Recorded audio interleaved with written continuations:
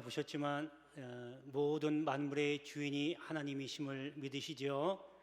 믿으시죠? 오늘 우리는 추수감사절로 보내는데 여러분 의미는 다 아실 거예요. 1년의 첫 열매를 하나님께 감사하면서 드리는 절기입니다. 근데 진짜 여러분 입술이 아니라 입술로 그냥 고백하는 정도가 아니라 정말 마음속에서 뜨겁게 우러나와서 하나님께 감사한다는, 그냥 정말로 간절한 마음으로 하나님께 감사합니다라고 하는 그 고백이 있어야 돼요. 여러분, 그런데요, 이 고백이요 그냥 나오는 게 아니라 진리를 알 때에, 진리를 깨달을 때에 이 고백이 나오거든요. 근데 제가 좀 어려운 말인 것 같아도 진리는 결국 하나님 말씀이잖아요. 말씀을, 진리의 뚜껑을 열 때까지가요, 여러분 참 기간이 오래 걸리더라고요.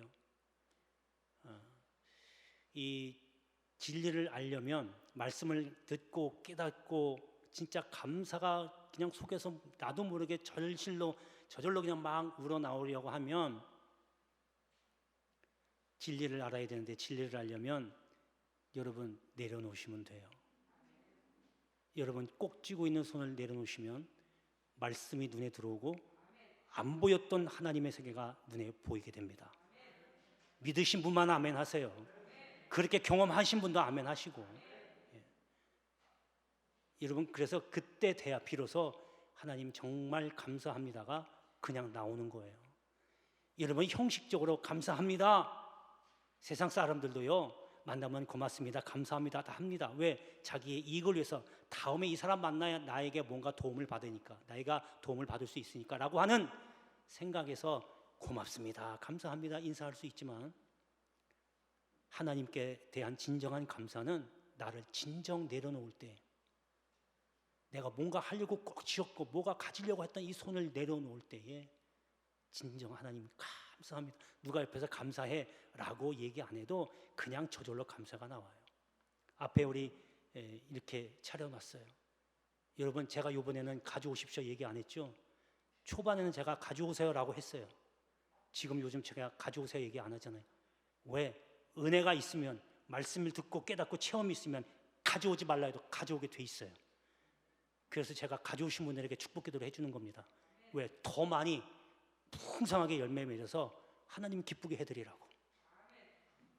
여러분, 과거 예수님 오시기 전에도 이 감사절기를 많이 지냈어요. 하나님이 명령하셨어요. 너희 나의 앞에 올 때에 빈손으로 들고 오지 말라. 항상 예물을 들고 오라고 하나님 가르쳐 주셨어요. 특별히 부활절과 감사절, 1년에 딱 2번입니다. 교회의 큰 절기는. 이때만큼은 빈손으로 오면 안 되죠. 하나님 앞에 감사합니다. 내가 지금 여태까지 온 것도 감사합니다. 이렇게까지 살게 해주신 것 감사합니다. 여러분, 자고 눈 떴는데 세상 사람들이 날 몰라본다고 생각해 보세요. 하나님 불러가시면 이거같이 끔찍한 게 어디 있어요? 예고도 없이 그냥 하나님 불러가실 수도 있어요. 그래도 하나님 안 불러가시고 이렇게 교회 나와서 하나님께 예배드리고 또 아들이 잘 되는 것도 보고 이렇게 지내는 게 얼마나 감사해요. 건강하게 2다리 갖고 걸어 들어와서, 우리 계단으로 올라오잖아요. 계단으로 씩씩하게 걸어 올라와서 예배드리는 것도 감사하고, 코로나 3년간의 코로나 기간이지만 코로나 때문에 안 죽고 하나님 지켜주신 것 감사하고, 비록 코로나에 걸렸어도 극복하고 다시 회복시켜 주신 것 하나님 감사해야 되지 않겠어요? 여러분, 또 뉴스 보니까 올 겨울에 또 조짐이 있다고 그러네요. 대유행. 걱정하지 마세요. 하나님 지금까지 지켜주신 하나님이라면 내가 하나님께 대한 믿음을만 버리지 않으면 능히 극복할 줄로 믿습니다. 그래서 여러분, 코로나보다도 이제는 경제를 놓고 기도하시는, 지금 삼고 현상으로 지금 시달리고 있잖아요. 그 가운데서도 감사를 찾으면 감사가 차고 넘치게 될 줄로 믿습니다. 그래서 오늘은 예수 우리 주께 감사함은, 이런 제목을 한번 정해봤는데, 여러분, 사도 바울은요 데살로니가전서 5장에서 항상 기뻐하라, 쉬지 말고 기도하라, 범사에 감사하라, 이렇게 말씀을 하고 있습니다. 그래서 실제로 사도 바울은 늘 항상 감사했어요. 사도 바울만큼 고난당한 사람은 아마 여기에 아무도 없을 겁니다. 여러분, 나름대로 고생했다고 하지만 사도 바울처럼 목숨의 위협까지 받아가면서 고생한 사람은 없을 거예요. 그럼에도 사도 바울은 항상 기뻐하고 감사했어요. 여기 범사에 감사하라고 했는데 범사라는 얘기는요, 매사, 모든 일에라는 뜻이에요. 그러니까 필요할 때만 감사가 하는 게 아니라 있어도 감사, 없어도 감사, 병원에 입원해도 감사, 튼튼해도 감사, 먹을 수 있어서 감사, 굶어도 감사. 하여간에 모든 일에 감사하라는 거예요. 이해가 안 가도 감사하래요. 여러분 한번 해보십시오. 없는데도 감사하고 실직 중인데도 감사하고 배고파도 감사하면요, 여러분 감사할 거리 또 생겨요. 이게 성경의 원리입니다. 세상에서는 1 더하기 1은 2라고 가르치지만 하나님의 말씀 성경은 1 빼기 1은 0이 아니라 1 빼기 1은 2가 될 수도 있고 1 더하기 1은 100이 될 수도 있는 거예요. 그래서 늘 감사하십시오. 자, 그러면 사도 바울은 오늘 본문 말씀을 통해서 어떤 감사를 했을까 오늘 살펴볼 건데, 여러분도 이 말씀을 듣고 여러분 살아있는 동안에도 이렇게 감사하시기를 주의 이름으로 축복합니다. 자, 첫 번째는 어떻게 감사했냐면 직분을 감사했습니다. 사도 바울은 자신에게 주어진 직분을 대해서 감사했어요. 이 직분을 아주 귀하게 여겼거든요. 귀하게 여기지 않으면 감사할 수가 없어요. 여러분 다이아몬드를 선물을 받았어요. 누군가 여러분에게 다이아몬드를 뭐 조그만 거라도 좋아요. 받으면 얼마나 감사하겠어요. 왜요? 다이아몬드는 흔한 게 아니잖아요. 귀한 거거든요. 그래서 받으면 감사한 거예요. 그게 귀하다고 생각을 안 하면 감사할 수가 없지요. 차라리 이거 주지 말고 사탕 주세요. 아마 그렇게 할 수도 있을 거예요. 여러분 가룟 유다는요, 12제자의 한 명이었잖아요. 사도의 직분을 받았거든요. 근데 이 직분을 가볍게 여기고 헌신짝처럼 버려버렸어요. 예수를 은 30에 팔고 자살해버렸어요.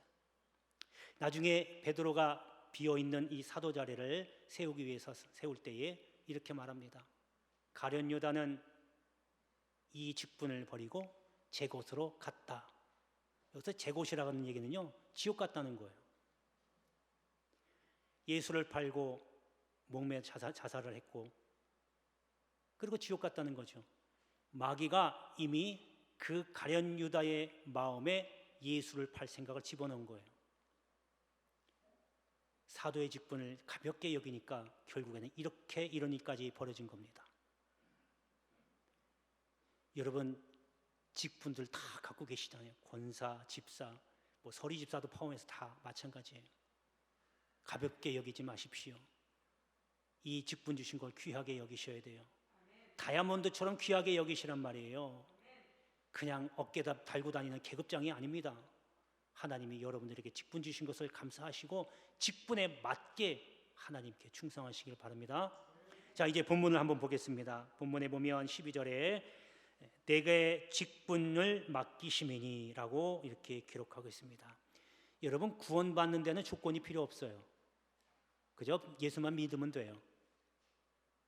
그런데 직분을 맡을 때는 조건이 필요합니다. 하나님의 자녀가 되는 데는 조건이 없어요. 그저 예수만 믿으면 돼요. 그런데 일꾼이 되는 데는 자격이 필요해요. 그 자격이 뭐냐 하면 바로 앞에 충성이라는 말이 나오죠. 지금 예수님께서 바울을 충성하고 있다고 인정해 주신 겁니다. 그래서 사도의 직분을 주신 거예요. 그래서 우리가 일꾼이 되거나 주의 일을 감당하기 위해서는 충성이 필요한 겁니다. 원래대로 하면 충성하지 않는 사람은 직분 받을 자격이 없습니다. 그리고 직분 받아도 충성하지 않으면 직분을 담당할 자격이 없는 겁니다. 그래서 직분을 맡으면 이제나 전에나 지금이나 앞으로도 계속 충성되이 일해야 되는 겁니다. 여러분 은퇴했다고 나 일 다 했다? 여러분 은퇴했다고 신앙생활 안 할 겁니까? 신앙생활 하면서도 가장 필요한 것이 충성이거든요. 그래서 그 일이 꼭 무슨 기관에 장이 안 되어도 은퇴하셨어도 하나님께 기도하면서 뒤에서 밀어주셔야 돼요. 진짜 심호하시는 분들을 위해서 기도하시고 교회를 위해서 기도하시고 나라와 민족을 위해서도 기도하셔야 돼요. 이게 직분을 감당하는 겁니다. 은퇴 권사, 은퇴 장로, 은퇴 집사 이렇게 붙이잖아요. 그 은퇴라는 말이 이제 나는 모든 걸 다 끝났다라고 아니라 이제 시작이라는 얘기예요. 그냥 행정상, 교회 행정상 구분해 놓기 위해서 한 거지, 여러분 교회 일에, 주님의 일에 이제 은퇴하십시오 라고 하는 뜻은 전혀 아닙니다. 여러분 직분이 무엇든 간에 그게 중요한 게 아니라 나에게 맡겨진 직분, 서리 집사든 권사든 은퇴 권사든 장로든 거기에 맞는 하나님의 일을 감당하셔야 돼요. 충성하셔야 된다는 겁니다. 할렐루야, 할렐루야. 이렇게 하나님이 나에게 관심 갖고 사랑을 하셨기에 내게 직분 주셨다는 거 돌아보면서 감사하시길 바랍니다. 자, 두 번째는 은혜에 감사했습니다. 여러분 14절에 보면요, 우리 주의 은혜가 그리스도 예수 안에 있는 믿음과 사랑과 함께 넘치도록 풍성하였도다 이렇게 말씀하고 있습니다. 이거 바꿔 얘기하면요, 주님이 은혜가 넘치도록 풍성하게 채워주셨다라고 하는 뜻과 똑같아요. 여러분 베드로가요 어부입니다. 직업이 어부예요. 그러니까 물에 대해서는 너무 잘 알아요. 그래서 고기 잡으러 갑니다. 밤이 새도록 고기를 잡았지만 허탕치고 돌아옵니다. 그리고 이제 그물을 손질하고 있는데 이때 마침 주님이 오십니다. 그리고 베드로야, 네 배 좀 쓰자. 그런데 이해합니다. 여러분 주님 말씀에는요 항상 아니요가 있어서는 안 돼요. 주님 말씀에는 예만 있어야 돼요. 요즘 말로 예스맨이 돼야 된다는 얘기예요. 할렐루야, 할렐루야. 주님 말씀에 노, 아니에요, 못해요, 그거 아닌 것 같아요, 지금까지 해보니까 그거 잘 안 되던데, 여러분 이렇게 붙일 필요 없어요. 무조건 주님 말씀 하라 그러면 네 밖에 내서는 안 돼요.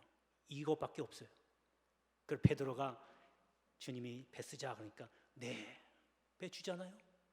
배에 올라가서 무리들에게 복음을 증거합니다. 하나님 말씀 들을 때 여러분 베드로 뭐 했어요? 그물을 기었을까요? 말씀 들은 거예요. 말씀 딱 끝나고 나서 주님이 베드로 보고 베드로야 깊은 곳에 가서 그물 던져라. 이런 뒤통수한방 어좀 맞은 기분이죠. 지금껏 밤새도록 그물을 던졌잖아요. 허탕쳤잖아요. 또 가서 던지래요. 여러분 주님은요 목수였어요. 누구보다도 물에 대해서 잘 아는 것은 베드로가 훨씬 더 낫거든요. 그런데 베드로 보세요. 주님, 저희가 밤이 맞도록 수고하였을 때 얻은 것이 없지만 주님 말씀에 의지하여 그물을 던지겠습니다. 여러분 그냥 말씀 순종했다라고만 생각을 하는데 말씀 순종했던 이유가 뭘까 한번 생각해 보세요. 주님이 배 위에 올라서서 무리들에게 하나님 나라를 전하잖아요. 그 말씀을 듣고 은혜 받은 거예요. 은혜 받으니까 자기의 생각, 자기의 경험, 자기의 지식 다 내려놓는 거예요. 말씀에 순종하겠습니다. 이 뜻이에요. 은혜 받아야 순종이 되는 거예요. 할렐루야, 할렐루야. 여러분 순종해야죠. 다 알아요. 하나님 말씀에 따라야죠. 다 알아요. 그러나 진정 그때 이렇게 하십시오, 이렇게 하실래요? 라고 하면 네! 라고 대답하는 사람은 은혜 충만한 사람이에요. 은혜 떠난 사람은 생각해 볼게요, 나중에 하시죠, 이렇게 나옵니다. 그래서 여러분 말씀의 은혜가 중요한 겁니다. 자, 그래서 이 그물 던졌어요. 그물이 찢어지도록 고기를 많이 잡아갖고 옵니다. 그리고 나서 무릎 꿇고 첫 번째 하는 말이 주여 나를 떠나소서, 나는 죄인입니다. 여러분 이게 나와야 돼요. 은혜 받으면요 반드시 내가 죄인입니다라고 하는 그것이 깨달아집니다. 은혜 받고서 여러분 이런 것이 없으면 내가 죄인입니다, 내가 죄를 지었습니다라고 하는 고백이 나오지 않으면 여러분들이 받은 은혜는 인간적인 감동에 지나지 않습니다. 찬양할 때에 감동의 분위기에 젖어가지고 인간적인 감동이 나와서 눈물 흘릴 수 있어요. 여러분 그렇게 찬양받아서 은혜 받으면 내가 죄인입니다라고 고백이 나옵니까? 안 나온다면 분위기에 젖어서 인간적인 감동의 그 눈물이 나온 겁니다. 그래서 반드시 은혜를 받으면 회개의 눈물, 회개가 나와야 돼요. 그런데 베드로는요, 이제 말씀의 은혜도 받았어요. 그리고 체험하잖아요. 가서 자기가 직접 체험을 했어요. 체험도 은혜입니다. 이런 은혜를 받았어요. 이럴 때 감사가 저절로 나오지 않겠어요? 여러분, 우리는 우리의 수치를 남에게 고백한다는 게요, 이거 쉽지 않습니다. 자기의 치부가 드러나기를 원치 않거든요. 인간의 본능은 그래요. 그렇다고 사람에게 이야기하라는 게 아니에요. 왜 그걸 하나님 앞에 내놓지 못하냐고요. 은혜 받기를 원하십니까? 은혜를 사모하십니까? 은사를 사모하십니까? 하나님 앞에 먼저 와서 무릎 꿇고 회개하시고 나의 죄와 모든 잘못을, 허물을 고백하십시오. 그러면 하나님이 은혜 주십니다. 은혜 주시면 그 다음에 하나님 말씀들을 들을 때에 말씀이 꽉 들어오는 거예요. 제가 아까 초반에 말씀드렸죠. 진리를 알 때 보는 눈이 달라진다고, 열린다고 했잖아요. 그게 기초가 회개입니다. 그런 은혜가 있게 되기를 주의 이름으로 축복합니다. 자, 이제 다시 본문으로 가서요. 자, 거기 본문에 보면 14절에 은혜가 넘치도록 풍성하다고 그랬죠. 그러니까 사도 바울은요, 아까 말씀드린 대로 회개가 있었던 거예요. 자, 언제 회개가 했냐면요. 자, 사도 바울이 다메섹으로 가는 도중에 부활하신 예수님을 만납니다. 거기서 완전히 꼬꾸라져요. 그리고 그곳에서 바로 아라비아 사마로 가서 기도를 합니다. 3년 동안 기도를 하는 거예요. 거기서 무슨 기도를 했겠어요? 지난번에 자기가 행했던 많은 죄악들, 부활하신 예수님을 만나고 뜨겁게 은혜를 받았잖아요. 그리고 산에 가서 기도할 때에 내가 그렇게 예수를 핍박했구나, 예수 믿는 사람들을 얼마나 당연하듯이 잡아오게 가두었는가 하는 그 죄악들을 일일이 한 사람 한 사람 놓고 죄에게 기도했을 거예요. 그럴 때 하나님이 은혜 주시니까 삼층천을 경험합니다. 고린도후서에 보면 그 기록이 나와 있어요. 삼층천은 뭐예요? 천국을 경험한 거예요. 너무너무 좋은 거죠, 천국이. 그러니까 사도 바울이 뭐라고 고백해요? 현재 당하고 있는, 겪는 고난은 장차 나타날 영광과 좋게 비교할 수 없도다.